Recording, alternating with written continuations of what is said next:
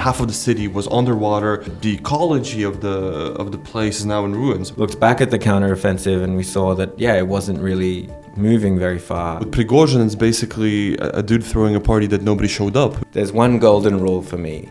Never expect the Russians to do anything to show real resistance. Finally, they're thinking about Ukraine as being part of the European community. Militarily, the pressure can be put back on Russia. Ukraine has to right now secure the funding for 2024 and make sure that Europe and the States are willing to support Ukraine for years.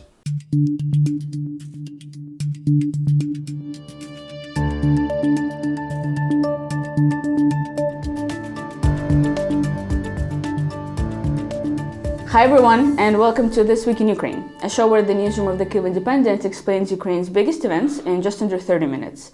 I'm your host, Anastasiia Lapatina. Today is our last episode of 2023, so we're doing something a little different this time. I'm in the studio with two of my colleagues, the Deputy Chief Editor of Kyiv Independent, Oleksii Sorokin. Lyosha, hi. Hello. And Francis Farrell, a reporter at the Kyiv Independent. Good to be back.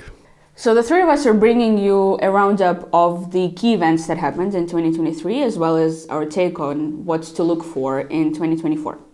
So guys, what would you say was the most important thing that happened this year, in your opinion? Well, I can name actually three things. I would say, obviously, the start of accession talks with the European Union. I would say probably the ICC summoning like an arrest warrant for Putin and Belova, and also probably the ousting of the now former defense minister Reznikov after several corruption scandals. And what about you, Francis? What do you think was the most important on the front line? Yeah, on the battlefield, it's been a very wild ride over 2023. The year has looked very, very different to 2022 when we had just crazy, rapid, frantic, heroic events. And 2023 was obviously a lot tougher. We've talked about this in many ways. It started all the way back in Bakhmut. That's where I actually spent New Year with some soldiers outside Bakhmut. And I remember back in that time, there were so many other things that were on the main radar. There was this, Bakhmut meat grinder, if you could call it, for the Russians, obviously for the Wagner mercenary group. We remember Prigozhin and how his fighters were attacking there. Complete human wave tactics, but it was also incredibly costly for the Ukrainians. There were these questions of, should they stay in Bakhmut? Is this kind of working in their favor?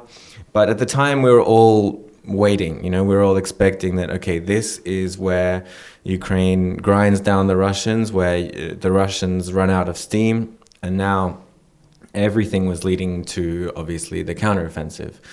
In the end, the winter campaign dragged all the way through into spring, so Russia was attacking not only through winter, but through spring. Bakhmut only fell at the end of May. And while that was happening, and this turned out to be key, of course, Russia dug these fortified lines of defense all along southern Ukraine. We saw it happen in real time through satellite images because they knew exactly that Ukraine was preparing for a counteroffensive and they wanted to do it in the south. And there was this period of anticipation. We were all waiting, knowing how high the stakes were, right? Because if it succeeded, this could be a straight path towards victory for Ukraine. And if it didn't really succeed, then we didn't know what would happen next. Maybe a stalemate, maybe Russia would attack again. And the counteroffensive itself, it was kind of frantic at the start. We were all focusing so closely on where it would be and what would happen at the start, but then just a few days after it started, suddenly one of the biggest dams in Ukraine is blown up on the Dnipro River, and Kherson is being flooded, and everyone's rushing there. And I remember I was there, doing a story about a flood and then being shelled at the same time. And then, slowly, we woke up from that. It was just one fever dream after another, I guess. And we looked back at the counteroffensive and we saw that, it wasn't really moving very far. The Ukrainians were really struggling with these minefields. these defensive lines. They were struggling to coordinate combined arms operations at a large scale, which they needed to break through. And eventually, after taking a pause and waiting and trying to figure out how we can do this better, the Ukrainians started to move forward again around August. If we're talking about the south, taking this village of Robotine, but unfortunately it didn't really go much further from there. There were other counteroffensive kind of axes in other parts of the front line, but that southern one was always the most important, and it kind of stopped there.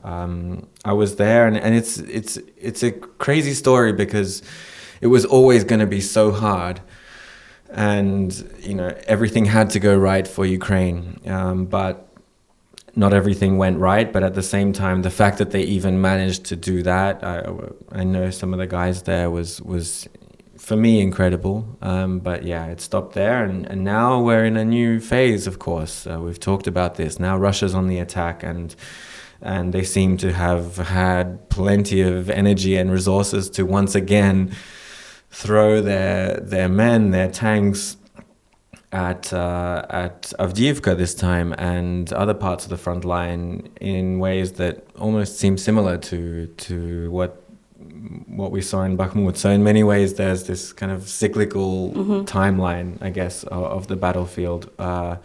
Although, yeah, a lot has changed, and the main key thing is that you just can't do these quick, fast offensives on either side anymore. It's just this grinding positional battle, tree line by tree line, trench by trench, just like what Zaluzhny was talking about in his Economist piece. Yeah. Francis, you mentioned Russians blowing up the Kakhovka Dam in Kherson Oblast, which was, of course, a huge deal, but I feel like sometimes it is maybe overlooked a little bit because it's not a strictly military kind of effort from the Russian side. And when you have historic events happening every month, it's difficult to even remember. To keep track of, and remember how insane, how big of a deal everything is, these things were, Yeah, so, Losha, maybe you could talk about that for a little bit, because in humanitarian terms and environmentally speaking, this was a really big deal for Ukraine. Yeah, as Francis said, every week, every month, we have something happening so major that when it happened, it was the biggest event you could possibly imagine. Because going back to that, we remembered that Russia was kind of taunting, saying that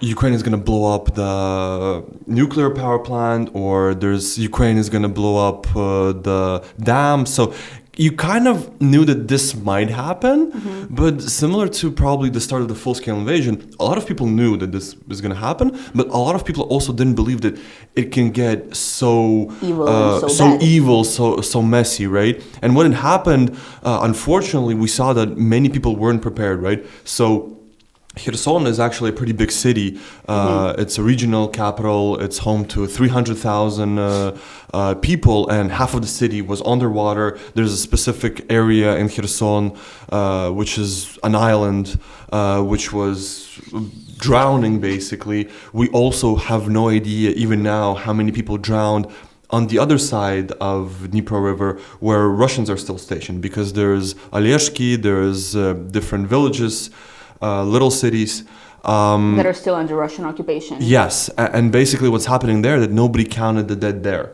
We saw several videos of bodies flowing or people standing on rooftops, but we don't have access to those places, and we have no idea how many people died.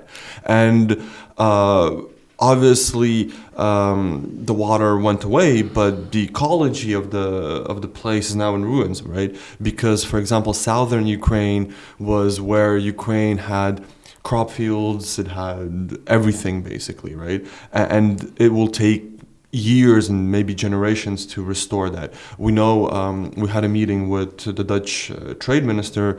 The Netherlands are really interested in restoring the Kakhovka Dam. And what the minister told me is that even if they restore it after the war, and we don't know when the war is over, right? It will take years and years to bring the ecology and the whole situation in the region back to as it was prior. And maybe it's not even possible. Yeah, it's worth like taking a pause and remembering the different humanitarian responses to this disaster, because you had a flood where one side and the other of the river is warring with each other. And yeah, on the Ukrainian side, we had this huge mobilization of resources, maybe even too much. Like every volunteer and their dog wanted to go That's true. to Kherson and buy a rubber boat. At some point, volunteers actually said that like, we don't need any more help, we got it. But more or less, it was orderly. Like everyone was mobilized and moving, despite the Russians shelling the evacuation point. I was just a couple of 100 meters away. It was ridiculous.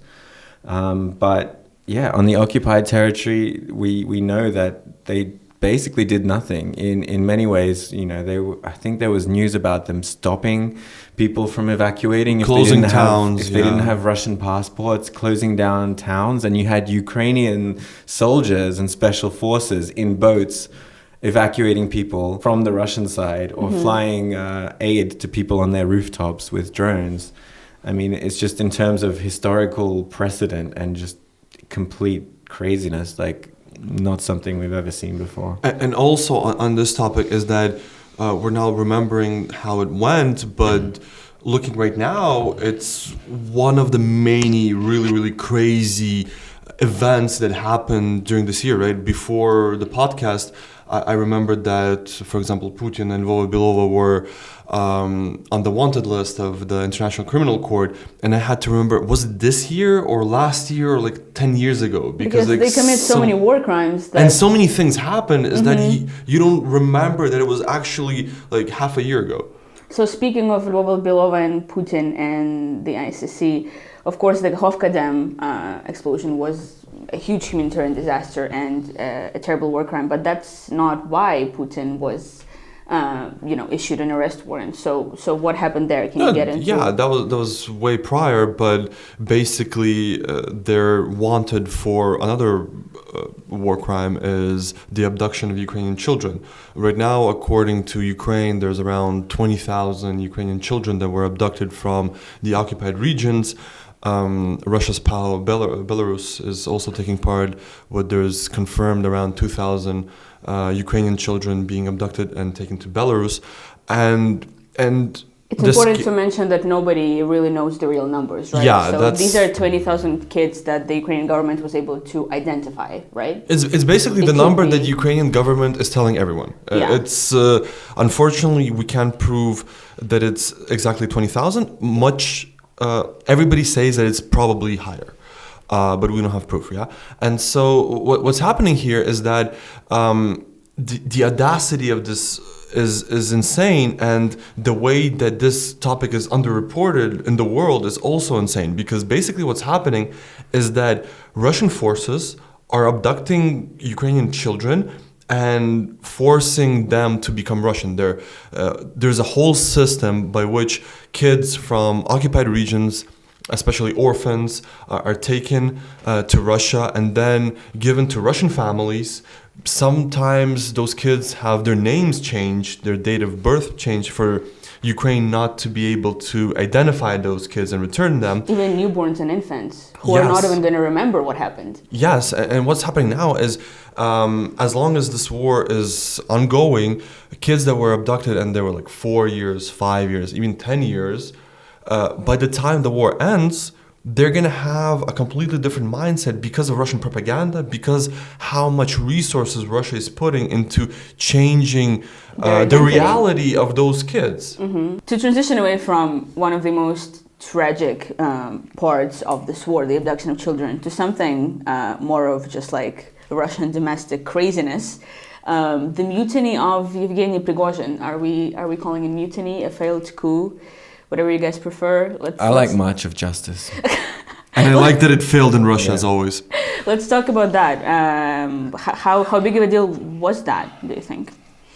Yeah, well, again, it goes back to this month of June, which was just insane, because it started with counteroffensive, then Kakhovka, and then like events that we thought would be impossible. June was packed. And then, one day we're doing this tactical medical training with the Kyiv Independent, and suddenly we're looking at Twitter, and there are tanks heading to Moscow.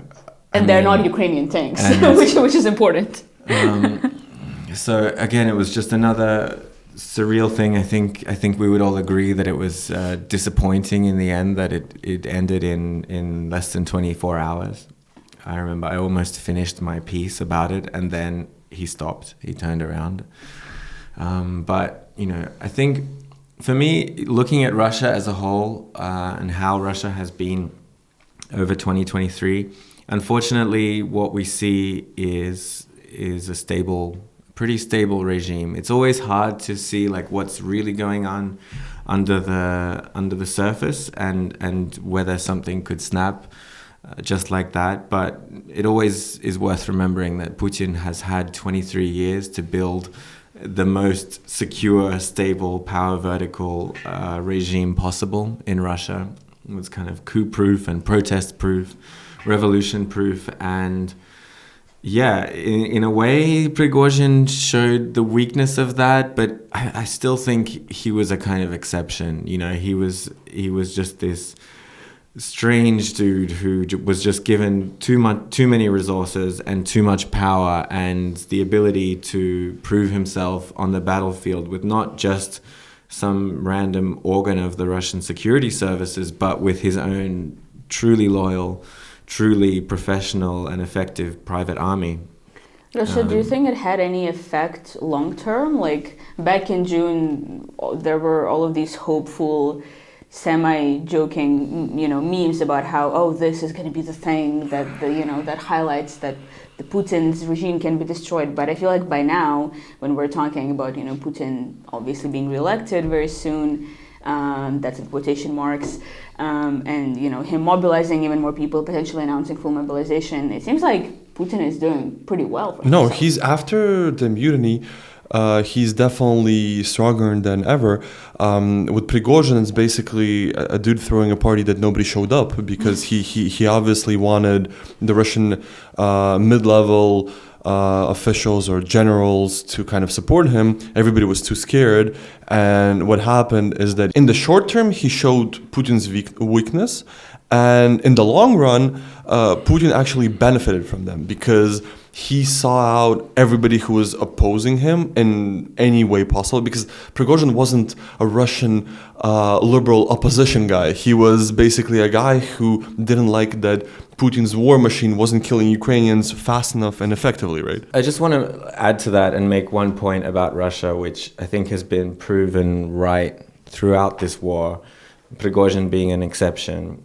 Whenever people, whether it's in newspapers or political analysts, Russia experts, so on, or just commentators, they talk about this or that factor putting pressure on Putin, him worrying about his opinion rating, domestic resentment, maybe the oligarchs are upset because they took their yachts, so on, the pressure of mobilization, so on.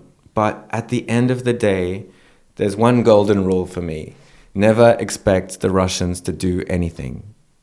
To do anything to show real resistance. Again, Prigozhin I take as a very, very rare exception because he was almost the perfect coup leader in the sense that he was, he had his own mind and he had his own private army and his own ideals. A perfect coup leader actually succeeds in throwing a coup. Yeah, that's kind of the first rule of coups. Yeah, but you could see how short he fell, like how far away he was from actually achieving anything. But apart from him and apart from this huge Wagner private army, I mean, just don't expect Russians to do anything. There is a lot of talk of additional mobilization in Ukraine and potential problems with that. So you were just at a press conference, kind of like a similar annual roundup press conference with President Zelensky.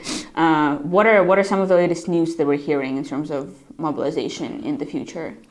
So Zelensky expressed the interest and the need of Ukraine's leadership to mobilize a lot more people. And how many are we? We're talking 400,000 or 500,000 potentially. That's huge. That's a lot. And of course, this is all happening parallel to discussions about demobilization and, thinking about if someone has been sent to fight or has gone themselves, then they should eventually have some kind of expiry date on that, because that's not fair if the war goes on for years and years and years, and society divides into the military class and they're expected to fight forever, and the civilian class just occasionally, some of them get mobilized to fill the ranks. But if you talk about demobilization, then you have to mobilize the same amount as all those people who've been demobilized, and that's not even beginning to talk about the losses and replenishing them and replenishing and also the skill set of the people who training. But there's no easy way out of this, and so it's good that these discussions are happening, and eventually legislation will be made, and hopefully, what you just hope for is that this is all done in a decently just way, because I think here in Kyiv, where we're safe, in Europe, in Lviv, whatever, the thing that we should be the most grateful for are these soldiers, the ones in the trenches the whole time, and it's the job of the Ukrainian government and the Ukrainian society to do right by them. I think I want to add here is that one point that you mentioned is that kind of Ukrainian society is dividing in a sense. There's a military class and there's a civilian class.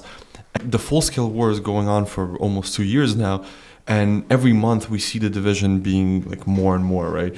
We see that among civilians there's basically politics is back in Ukraine, right? One of the biggest scandals was does Zelensky and Zaluzhny actually hate each other? And the problem here is that for soldiers on the front line who are basically saving everyone else and who are protecting the country and trying to survive, looking back at what's happening in Kyiv or Lviv or whatever, it must be really kind of demoralizing or depressing, right? Because if the war continues for 1, 2, 3, 5 more years, then this divide will be just like increasing. We also have around 6 million people left, 4 million people stayed abroad. So we have 4 million people who left the country in 2022 and also have a kind of distorted version of what's happening in the country, right? So all these kind of problems are ticking time bombs, and obviously the government knows about it. During the press conference, Zelensky mentioned that there needs to be a rotation, there needs to be more people added to the military, but it's something that's really, really hard to solve. And unfortunately, that's something that we all have to keep an eye for 2024. Well, let's talk about the EU, because the progress in terms of Ukraine's EU accession, I think, has actually been quite important this year. So Ukraine has passed a whole list of various reforms. We can have discussions about how actually solid and effective in practice those reforms are, but at least on paper, we're now closer to the EU than we have ever been. According to the European Commission, we completed 4 out of the 7 recommendations. We had to complete 7. We did 4. They said, well, that's fine.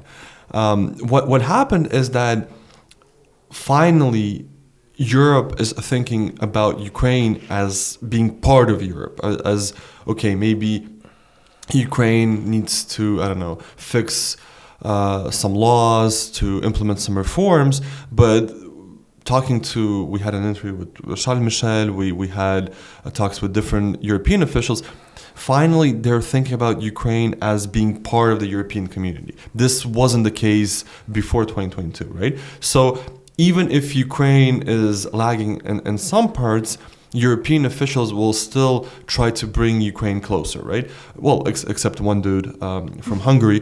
But He goes to get coffees at very convenient times. Yeah, so but we'll work with him. Yeah, but what happened is, so the political decision was made. Ukraine kind of was allowed to start accession talks. They won't start anytime soon because till March Ukraine has to complete the final recommendations.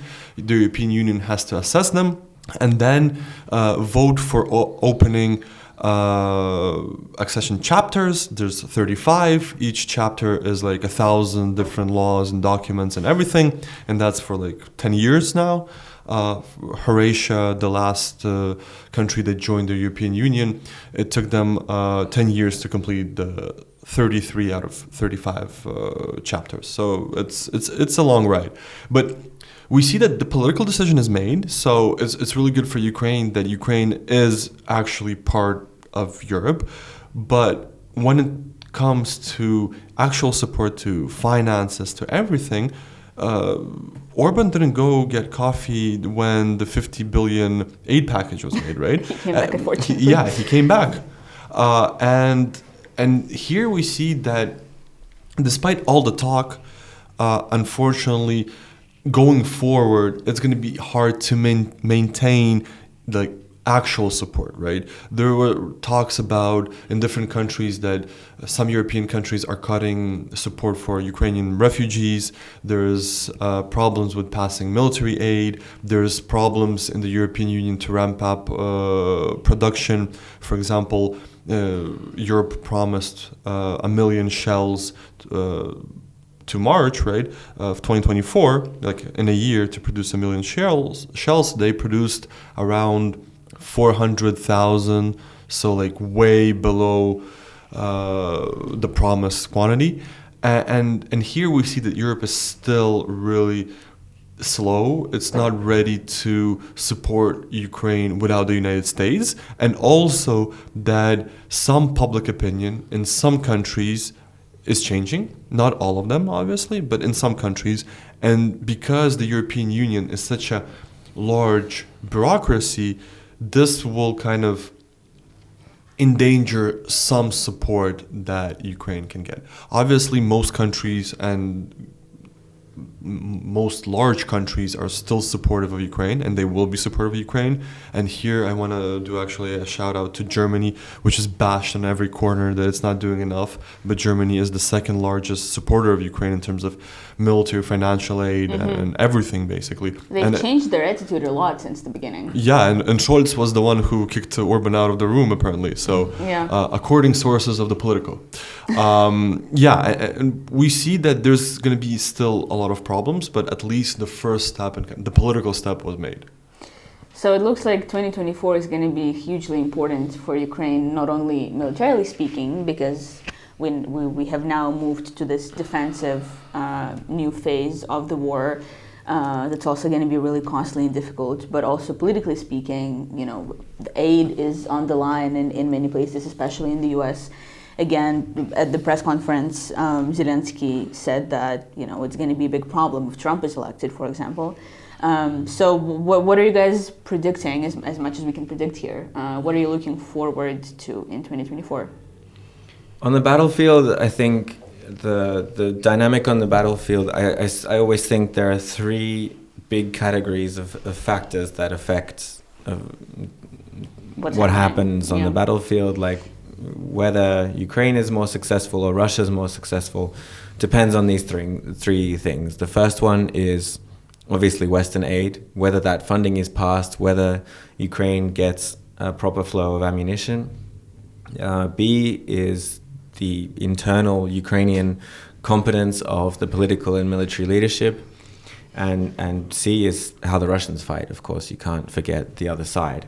So with A, a lot depends on whether military funding for Ukraine and those deliveries, especially of ammunition, can be passed by Congress. And I think we all hope that they will, that they'll come to a deal in January, because they'll realize how critical this is for U.S. interests, for generally maintaining the rules-based world order. But obviously, if it's passed or if it's not passed, that's already two very different trajectories of how the war will go, one positive and one negative. But beyond that, the other factor is how Ukraine defends themselves. So that depends on how they fortify. That depends on how well they use the forces that they're available. If they can improve the coordination of forces, if they can win the drone war is super important. If the overhaul of the defense ministry, about which we did an entire episode, if that actually works and is fruitful. So with drones, again, that's what Zaluzhny talked about, that you need a technological edge, I guess, to get the upper hand in this fight. And it's a really difficult one because Ukraine is normally the one who innovates first and comes up with really cool new drone ideas first, but then Russia sees it, Russia copies it, and Russia does it on a much larger scale. Yeah, Russia supplies it with billions of dollars of state money, whereas Ukraine is not really doing that, and a lot of the burden still falls on grassroots volunteers and innovators. So that's a big thing to watch. And then, of course, what Russia does, how they choose to attack, whether it's insane human wave attacks or huge wave drone attacks or something else. We've seen the Russians fight in a really dumb way throughout this war, and in a fairly smart way, playing to their advantages sometimes. So at the end of the day, the most important thing is for Ukraine to fight effectively in defense. That's my opinion. So for them to save the lives of their people, of their soldiers, and of course their expensive Western equipment, and to deal maximum attrition, maximum casualties to the Russians. And that can be done better actually when the Russians are attacking. So in many ways, there's a lot of bleakness, but one little, I think, silver lining to that is that the fact that we can expect Ukraine to be on the defensive is going to be difficult, but it's also potentially an opportunity, because that's one way where militarily the pressure can be put back on Russia. We talked about this last week, where they're just losing more and more men. They can't push through Ukrainian defenses, and they're starting to think, well, maybe we should stop, we should dial down our ambitions, and this whole imperial dream of taking all of Ukraine might not be possible. We'll see. Well, on the political side, it's hard to predict anything, obviously, but I think, and all the signals that we receive, that both the EU and the states will pass eventually the aid packages. Probably Ukraine will get the funding and the military aid that it was promised for 2024. But on 2024, Ukraine will actually have to prepare for 2025.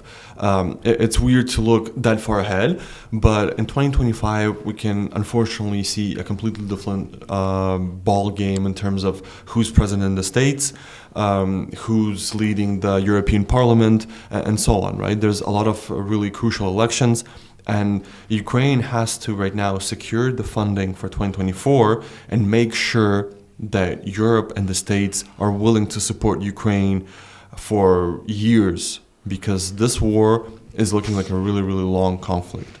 And here we see that obviously what's happening on the battlefield is really crucial, because if Ukraine can show some kind of result that Ukraine is successfully using the funds, Ukraine is successfully using the military hardware, then it will be easier to persuade other countries and politicians to continue this support, right?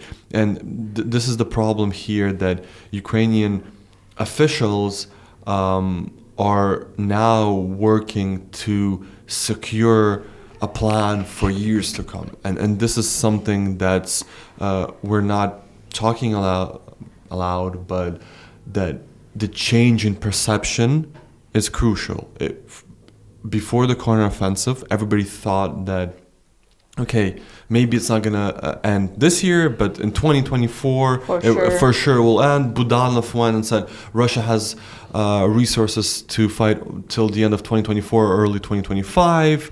everything's fine. He said Crimea is going to be liberated. Crimea is going to be liberated. Everybody was preparing for this war to end within a year, maybe two. Now everybody understands that this is a really long war. When we were, again, speaking with the Dutch trade minister, for example, their plan is to build up Ukraine's air force in the next 4 years, right?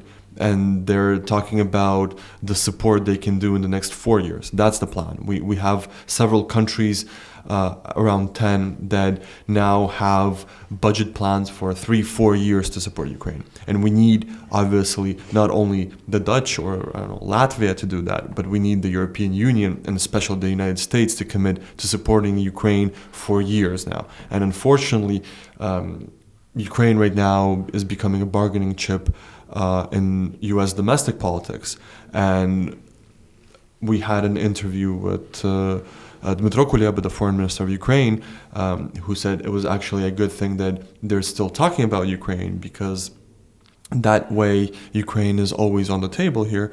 But in reality, for example, right now, the Republican Party in the United States is blocking aid to Ukraine, not because they don't support Ukraine, but because they want concessions from the Democrats on a completely different topic.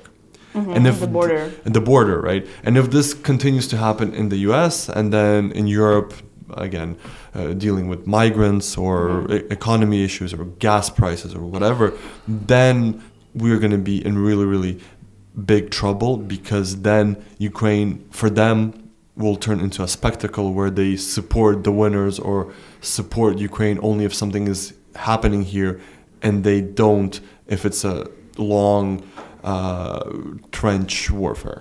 And for us, it's going to cost a lot of our lives, and it is continuously costing, thousands of dead, unfortunately, of our best people. You mentioned that there will be a lot of really important elections. One of those could be in Ukraine.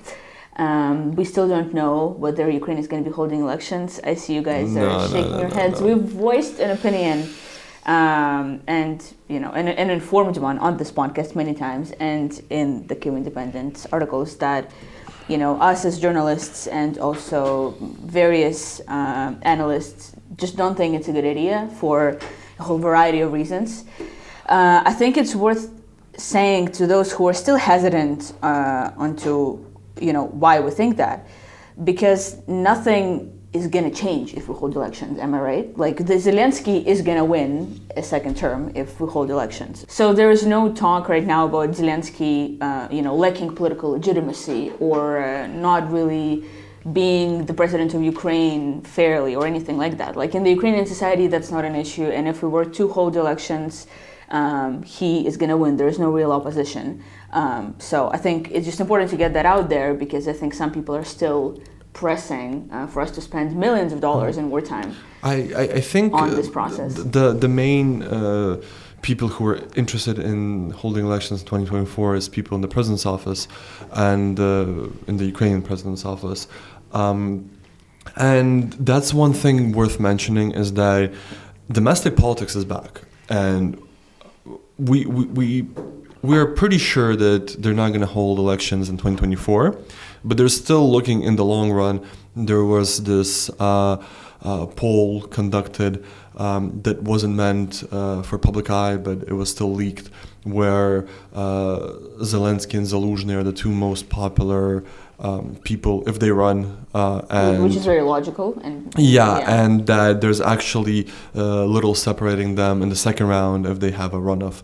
And so there's this scandal between Zelensky and Zaluzhny. There's also a lot of investigations about officials and judges who are using basically the war to enrich themselves. So unfortunately, we see that people in high cabinets are also now thinking about their political capitals, their political ambitions, their what's going to happen if elections are going to be held in Ukraine, or what's going to happen if Ukraine wins or loses, in a sense that's not militarily oriented, right? And here we see that this is also a major issue, and probably in 2024, if the front line is not going to change substantially either way, then more and more people will be invested in political infighting in the country instead of supporting Ukraine's defenses. Yeah, I would add here that I think it's no coincidence that the topic of elections was really entertained and voiced, to Zelensky, by the Ukrainian society during the summertime, where, again, as I said, everything seemed more or less slowly stabilizing and nice and going and uphill, in control. But now, when we had this big paradigm shift in autumn, that is the same time that Zelensky publicly shut down this discussion. And I think we all shook our head. We all believed that it would be really stupid to further entertain this and to further these plans with the war going on at the moment in the way that it is. And here I would say that whenever you're discussing any of this stuff, the most important thing, we're talking about the survival of independent Ukraine and potentially the victory in the future. The most important thing is what happens on the battlefield. Everything that happens in Kyiv, in the Ukrainian rear, in the economy, in Brussels and Washington, all of that is going to affect the battlefield in some way or another. And holding elections, allowing Ukrainian society to publicly encouraging them, because you have to have candidates running for election, encouraging them to turn on themselves and tear themselves apart is the absolute last thing Ukraine needs when it's Russia who's now potentially going to be advancing on the battlefield. So I think for now, 2024 it won't happen, and in turn, in the other, vice versa, it's the battlefield that dictates whether these discussions could come back again in the future. Well, on that note, we're going to be wrapping up. Of course, we have no other choice but to hope for the absolute best and for victory of Ukraine in the least costly, I'd say, manner possible. Our podcast is going on a little Christmas break, just like all of us. We're going to be back in early January. Francis, we're not going on a Christmas break. No. Well, the war is not stopping, so you guys might end up writing a lot more. And the podcast is going to be back in early January to talk with you about all the things that have happened in the meantime. Thank you for being here, and thank you to the thousands of you who are watching us and listening us. It's been a great ride over these past however many months we've been doing this. We've had a lot of fun. Thanks. Thank you. And Merry Christmas. And have Merry a happy Christmas. New Year.